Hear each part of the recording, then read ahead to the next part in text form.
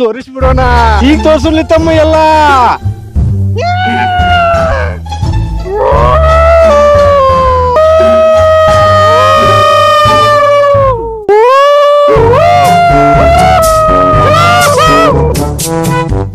ಅಣ್ಣ ಅಲ್ಲಿ ನೋಡು.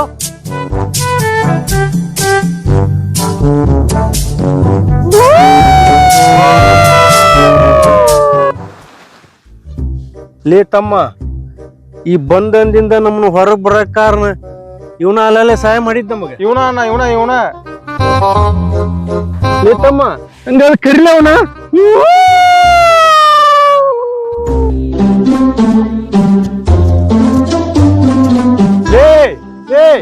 ಲೇ ತಮ್ಮ, ನಾವು ಧ್ವನಿ ಕೇಸಕತ್ತೀನಿ.